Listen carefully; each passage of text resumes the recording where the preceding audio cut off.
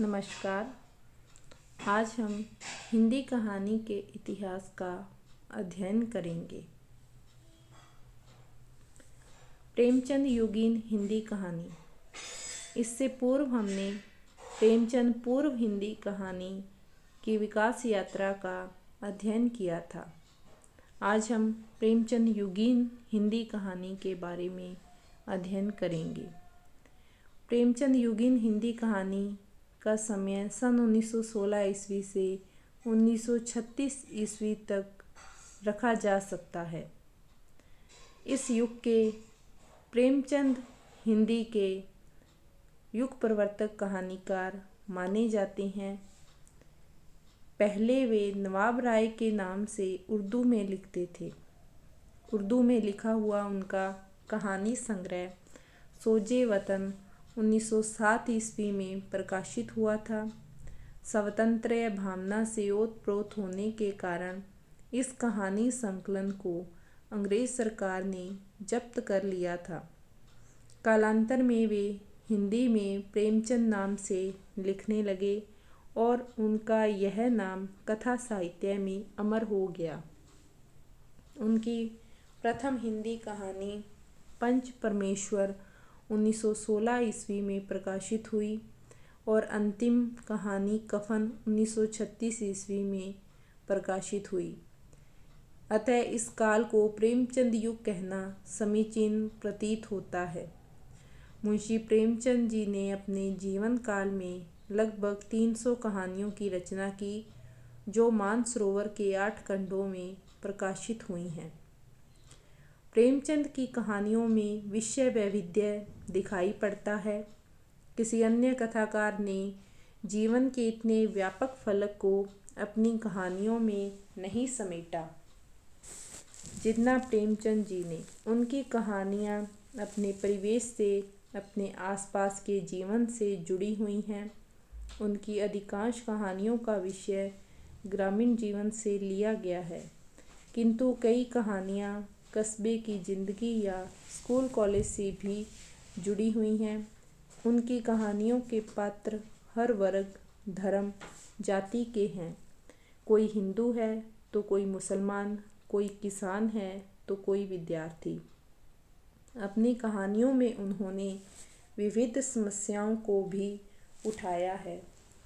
जमींदारों के द्वारा किसानों के शोषण की समस्या, सूदखोरों के शोषण से पिसते ग्रामीणों की समस्या, छुआछूत की समस्या, रूढ़ि एवं अंधविश्वास, संयुक्त परिवार की समस्या, भ्रष्टाचार एवं व्यक्तिगत जीवन की समस्या आदि समस्याओं को उन्होंने अपनी कहानियों के माध्यम से उजागर किया है।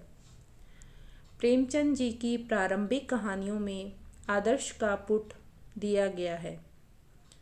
पंच परमेश्वर, आत्माराम, प्रेरणा, ईदगाह, नमक का दरोगा आदि कहानियों का मूल उद्देश्य है सच्चे का बोलबाला और झूठे का मुँह काला। जबकि प्रवृत्ति कहानियों जैसे कि पूस की रात और कफन तक आते आते उनका दृष्टिकोण परिवर्तित हो गया और वे जीवन के यथार्थ से जुड़ गए थे। इस प्रकार उनकी पहले वाली जो कहानियाँ हैं वो आदर्शवादी दृष्टिकोण को ध्यान में रखकर लिखी गई हैं और बाद में लिखी गई उनकी जो कहानियाँ हैं वो यथार्थवादी कहानियाँ हैं। प्रेमचंद जी का कथा शिल्प भी उत्तरोत्तर विकास पथ पर अग्रसर रहा। प्रारंभिक कहानियों में इतिवृत्तात्मकता अधिक है तथा चरित्र चित्रण की मनोवैज्ञानिकता के स्थान पर व्यक्ति के आचरण का वर्णन अधिक किया गया है। पंच परमेश्वर कहानी इसी कोटि की कहानी है। सन 1930 के बाद की कहानियों में कथानक छोटे एवं संश्लिष्ट होते गए तथा कहानी की मूल संवेदना को उभारने वाली 2-3 घटनाओं पर ही बल दिया जाने लगा। कहानियों के पात्रों का चरित्रांकन मनोविश्लेषणात्मक पद्धति पर किया जाने लगा और कहानी को चरम सीमा तक द्वंद्व एवं समस्या के माध्यम से पहुंचाया गया। शतरंज के खिलाड़ी उनकी इसी प्रकार की कहानी है। इससे पूर्व की कहानियाँ प्रभाव की दृष्टि से ही कही जाएंगी। प्रेमचंद जी का आदर्शवादी दृष्टिकोण परंपरागत मूल्यों में आस्था और अंधविश्वास प्रवृत्ति कहानियों में दिखाई नहीं पड़ता। उनकी जो प्रवृत्ति कहानियाँ हैं वो यथार्थवादी दृष्टिकोण को लेकर के लिखी गई हैं। सन 1930 से लेकर के 1936 ईस्वी तक का कालखंड प्रेमचंद जी की कहानी कला का उत्कर्ष काल है। इस काल में उनके द्वारा लिखी गई कहानियों में मनोवैज्ञानिक विश्लेषण एवं जीवन के यथार्थ का चित्रण किया गया है। इन कहानियों में कथानक और घटनाओं को उतना महत्व नहीं दिया गया जितना कहानी की मूल संवेदना को पाठकों तक पहुंचाने की ओर ध्यान दिया गया। कफन और पूस की रात इस वर्ग की कहानियां हैं। इनमें सच्चाई को नग्न रूप में उजागर किया गया है। हिंदी की आधुनिक कहानियों को ऐसी कहानियों से बहुत कुछ दाय के रूप में प्राप्त हुआ है।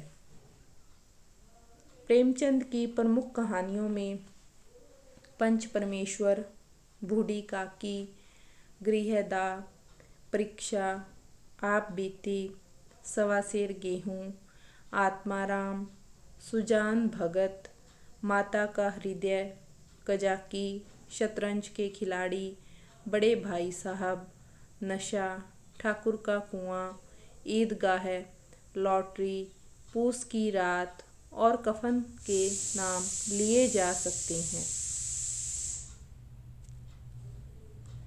प्रेमचंद जी के समकालीन कहानीकारों में पंडित विशंबर नाथ शर्मा कौशिक, सुदर्शन, जयशंकर प्रसाद, चतुरसेन शास्त्री, राय कृष्ण दास, पांडे बेचन शर्मा उगर, भगवती प्रसाद वाजपेयी, जैनेन्द्र अज्ञेय, इलाचंद्र जोशी, यशपाल आदि उल्लेखनीय हैं। सुदर्शन ने अपनी कहानियों का विषय जीवन की ज्वलंत समस्याओं को बनाया है।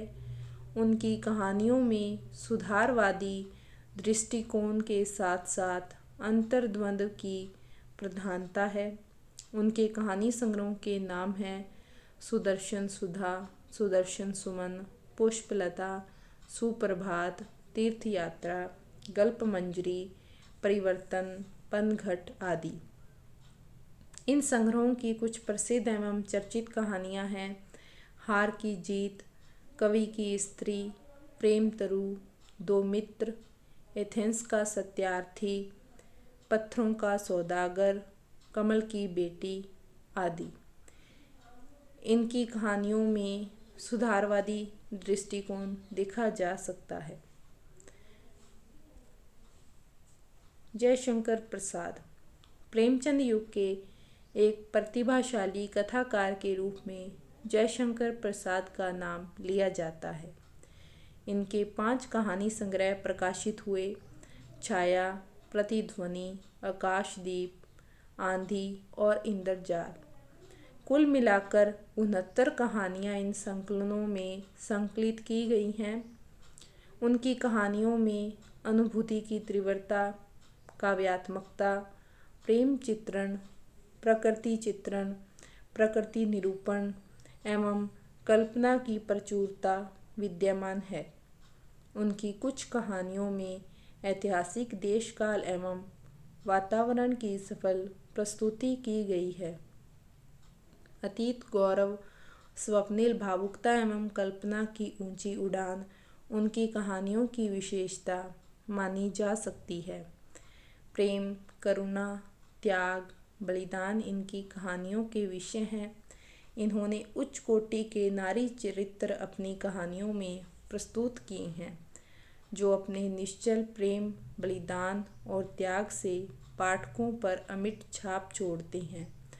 प्रसाद जी की उल्लेखनीय कहानियाँ हैं पुरस्कार, इंद्रजाल, आकाशदीप, ममता, मधुआ, देवव्रत, बेड़ी, प्रतिध्वनि, आंधी, सालवती आदि। आचार्य चतुरसेन शास्त्री, इन्होंने ऐतिहासिक विषयों पर मार्मिक कहानियों की रचना की। अम्बपालिका, भिक्षुराज, सिंहगढ़ विजय, पन्ना धाय, रूठी रानी, दे खुदा की राह पर इनकी प्रमुख कहानियां हैं। उपेंद्रनाथ अशक ने मध्यम वर्गीय जीवन से अपनी कहानियों के विषय चुने हैं। इनके प्रमुख कहानी संग्रह हैं निशानियाँ, दो धारा। इन्होंने समाज की कुरीतियों, आंदोलनों एवं कुंठाओं को भी अपनी कहानियों में अभिव्यक्ति प्रदान की है। व्यक्ति चित्रण के साथ साथ समष्टि चित्रण भी अशक जी की कहानियों में दिखाई पड़ता है। इनमें कहीं उनका मार्क्सवादी दृष्टिकोण है तो कहीं व्यक्ति मूलक चेतना एवं मनोविश्लेषण की प्रवृत्ति है। भगवती प्रसाद वाजपेयी ने लगभग 300 कहानियाँ लिखी जिनमें सामाजिक यथार्थ का चित्रण हुआ है। इन कहानियों में विषय वैविध्य है। अछूत समस्या, विधवा विवाह, वैश्या समस्या जैसी अनेक समस्याओं को इन कहानियों में उठाया गया है। इनका शिल्प विधान पुष्ट है और यथार्थवादी चरित्रों के प्रति रुझान इनका दिखाई पड़ता है। प्रेमचंद युगीन कहानीकारों में पांडे बेचन शर्मा उगर एक उल्लेखनीय कथाकार हैं। उनकी कहानियों के अनेक संकलन प्रकाश में आए हैं, जैसे चिंगारियाँ, शैतान मंडली, इंद्रधनुष, चॉकलेट, दोजक की आग आदि। सामाजिक यथार्थ को नग्न रूप में पेश करने में वे सिद्धहस्त कथाकार माने जा सकते हैं। इनकी कहानियों में सामाजिक शोषण, अनाचार एवं कुरीतियों के प्रति आक्रोश व्यक्त किया गया है। इस प्रकार प्रेमचंद युग में कहानी ने अपने स्वरूप को संवारने एवं निखारने का काम किया। प्रेमचंद जी ने कहानी को एक नई दिशा प्रदान की। इस युग की कहानियाँ विषय वैविध्य एवं शिल्प सजगता के रूप में सामने आई। इस काल की कहानियों एवं कहानियों का अगर वर्गीकरण करें तो उन्हें 3 वर्गों में विभक्त किया जा सकता है। प्रथम वर्ग में अंतर्मुखी परंपरा के कहानीकार आते हैं, जिसका प्रतिनिधित्व करते हैं जयशंकर प्रसाद। द्वितीय वर्ग में बहिर्मुखी परंपरा के कथाकार हैं, जिनके प्रतिनिधि हैं प्रेमचंद। तृतीय वर्ग में मध्यवर्ती परंपरा के कहानी लेखक हैं, जिनका प्रतिनिधित्व करते हैं सुदर्शन। इस काल की कहानियों में पारिवारिक, सामाजिक, राजनीतिक समस्याओं का चित्रण प्रधान रूप से हुआ है। व्यक्ति चरित्र एवं नारी को इस काल में प्रमुखता दी जाने लगी थी तथा शैली एवं शिल्प की दृष्टि से कहानी प्रौढ़ता प्राप्त कर रही थी। भाषा की दृष्टि से भी इस युग की कहानियाँ उल्लेखनीय हैं। प्रेमचंद की भाषा में स्पाट बयानी, सादगी, लोकोक्तियों एवं मुहावरों का सही प्रयोग तथा पात्रतानुकूलता जैसे अनेक गुण विद्यमान हैं। वहीं प्रसाद जी की भाषा में काव्यात्मकता एवं लाक्षणिकता का पुट दिखाई पड़ता है। इस प्रकार प्रेमचंद युगीन कहानियाँ लोक मंगल एवं लोक रंजन की प्रवृत्ति से युक्त हैं। इन कहानियों में विषय वैविध्य है। प्रेमचंद युगीन कहानियाँ कथ्य एवं शिल्प की दृष्टि से प्रौढ़ता को प्राप्त हैं और इस युग में अनेक कहानीकारों ने प्रेमचंद जी के अलावा जो समकालीन कहानीकार थे, उन्होंने कई प्रौढ़ और सशक्त कहानियाँ लिखी। सामाजिक समस्याओं, राजनीतिक समस्याओं, सामाजिक कुरीतियों, समाज में व्याप्त अनेक स्त्री से संबंधित समस्याओं को लेकर के इस युग में अनेक कहानियाँ लिखी गई। इस प्रकार प्रेमचंद जी ने इस युग में कहानी को एक नई दिशा की ओर अग्रसर किया। प्रेमचंद जी के सानिध्य से कहानी विधा अपनी प्रौढ़ता को प्राप्त कर सकी।